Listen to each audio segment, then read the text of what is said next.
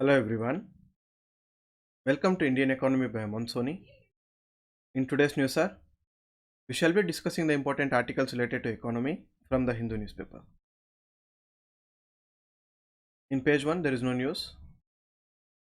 In the editorial page, the main editorial is about the inflation crisis. Recently, the RBI's monetary policy meeting was there, and in the monetary policy review, RBI has said that in the sequence of its priorities, now they are putting inflation over the growth. RBI has a mandate to control both inflation and to increase the growth of the economy. But here we need to understand that both the inflation and growth, they are contradictory in nature. If there is too much inflation, it will get affected to the growth, and if the growth has to happen, there should be a slight positive inflation. So both should go hand in hand. There should be a fine balance between controlling the growth and inflation. And during the COVID pandemic, the RBI had put growth over the inflation because the economy was falling because of the COVID pandemic. All the business sectors got affected. So at that point of time, the focus on growth was more important than controlling the prices. And now because of the Russia-Ukraine conflict and the increase in commodity prices, increase in oil prices, the inflation is almost reaching the 6% threshold limit. Because of which RBI has said that currently now instead of growth, price stability will take more importance than the growth. Earlier, RBI had 2 months before projected the inflation to be around 4.5 percentage. Now it has raised the forecast to 5.7 percentage because of the change in the macroeconomic conditions. And it has also reduced the earlier GDP production by 60 basis point to 7.2 percentage. But in spite of all this, it did not change the accommodative policy stance. Accommodative policy stance is when the monetary policy committee says that the interest rates, the repo rate, all the rates would be the same or would reduce in the future. That is accommodative policy stance. If the RBI feels that inflation is going to be high in the future, it will go towards tight monetary policy, wherein it will increase the interest rates and control the money supply in the economy so that the inflation will come down. Now, in spite of the change in the forecast, RBI has said that it is going to have accommodative policy as of now, but slowly it will move away from accommodation. Slowly it will go from the accommodative policy to tight monetary policy to control the inflation. Even before the RBI had met the previous time for the monetary policy committee meeting, at the time the Russia-Ukraine conflict was not happening, but in spite of that there were signals wherein the crude oil prices was already increasing since the last December. And the RBI governor, who is in charge of the monetary policy committee, he said that the central banks have two choices. That is, either accept higher inflation for some time or be prepared to destroy the growth, and you have to be accountable for that. Because if you destroy the demand would fall, because of which the production would fall, the consumption would fall, so the factor incomes would fall. So this will again lead to fall in demand, so it will affect the growth. So RBI has the fine balance duty to balance between growth and inflation. Now currently, because of the changed economic conditions, RBI has put controlling inflation over promoting growth. This other article is about care economy. Care economy is nothing but all those economic activities which are related to showing care in the society. For example, those activities which are related to generally being done by the women, for example, taking care of the child, nursing old person, nursing the child, and educating the child at the before the school levels. All these activities which are generally in the previously done by the women, this economy is known as care economy. So why we have to nurture the care economy? Let's look into that. Care economy has the potential to create almost 300 million jobs globally, and it will increase the female labor force participation, because majorly the people in the professions like teachers, nurses, and all the people in charge of Anganwadis. The majorly females are employed in these professions. If we can focus and invest on these professions, then the female labor force participation rate would increase, and it would also lead to the increase in sustainable development goals. That is, which wants to promote sustainable, inclusive economic growth and to promote and give productive employment and decent work for everybody.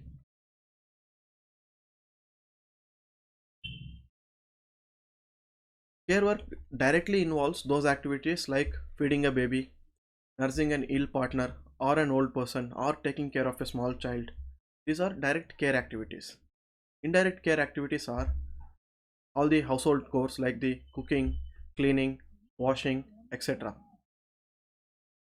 Without the care activities, the human life can't happen. It is very important for the well-being of the human life and also for the economy.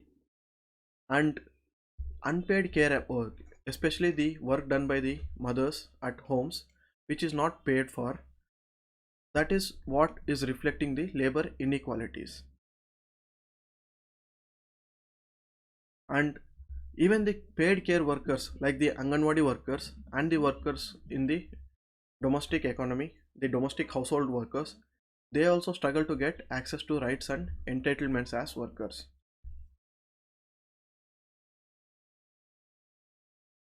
The importance of care economy is acknowledged by various international organizations.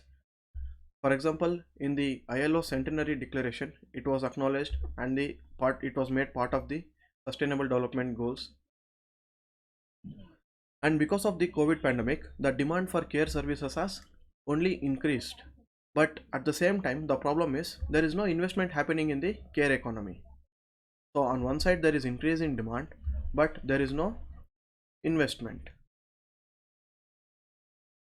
Recently, the ILO brought out a report called Care at Work, Investing in Care Leave and Services for a More Gender Equal World of. So it shows that the very title of the report shows that investing in care economy and services will promote gender equal world, will promote gender equality. Because as we discussed, major part of the workers who are employed in the care economy are women.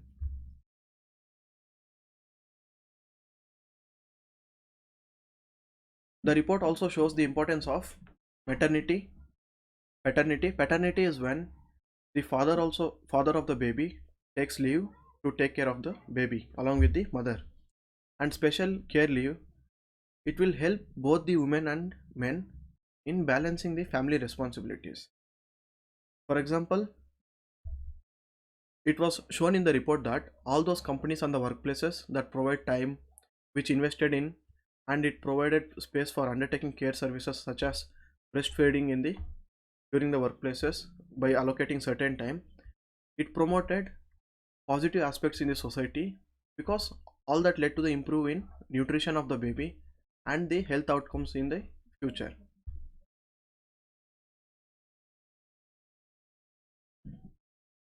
The fact that we invest in the care economy, like investing in childcare and the elderly services, would benefit the child development in the future and allow the old people to age with dignity and have an independent living. It would also have a better employment opportunity, especially for the women who are mainly employed in the care economy. So, how is maternity leave and childcare related? Maternity leave is universally recognized as a human and labor right.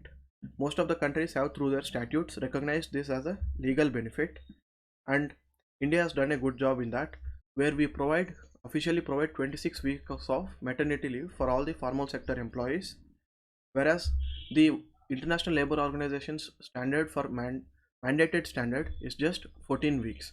So if you see that India is providing more number of days of leave.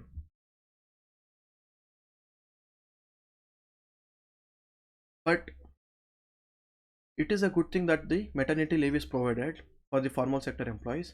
But the fact is, in India, majorly the women are employed in the informal sector.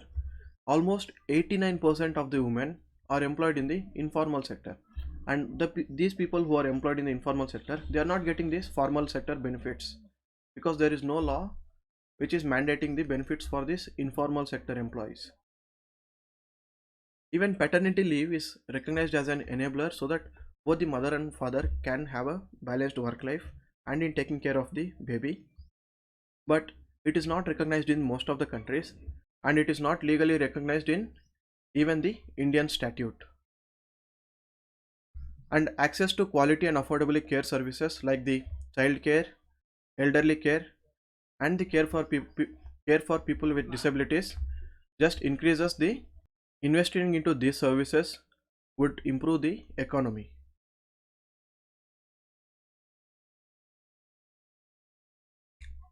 It is legally recognized right wherein the Krishi facilities are provided in the factories and establishment which has certain number of female workers, wherein every day the woman worker would be allowed to visit the baby who is in the Krishi for certain number of times.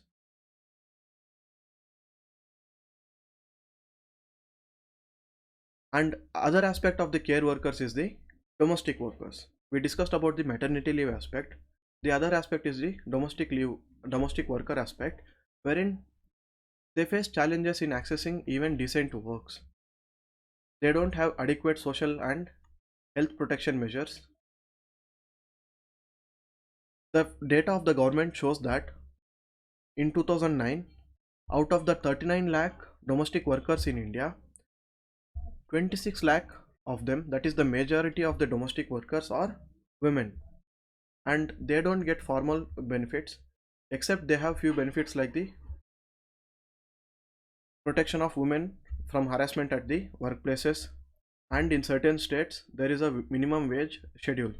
But most of the times it happens that the workers are not paid the minimum wages, and the worker would not be able to go to the labor court and get their rightful wages. They would just accept the lower wages and go ahead. So article says that just like all other workers, even the care workers, they also need to enjoy the basic human rights and the workers' right like the free wages. With the fair wages and a workplace from free from violence and harassment, a workplace with good working conditions, a workplace which gives them social security protection, etc. If we look at the plight of the investment in the care economy, in India we invest less than 1% of the GDP on the care economy. This is important because investing in the care economy is important because especially when we are having a population which will get old in the coming 20, 30, 40 years, we need to invest more into the care economy because we need to be able to take care of our old people at that time. So ILO proposes a 5R framework. This you can use in your mains answer when the question is related to women and women empowerment. So the ILO proposes a 5R framework for improving the working conditions of the care economy workers. They are recognition, reduction, redistribution of unpaid care work, rewarding care workers with more and decent work, and representation in social dialogue and collective bargaining so that they can also fight for their rights and get what is rightfully their fair wages and other social security measures. These are the articles related to economy today. Thank you so much.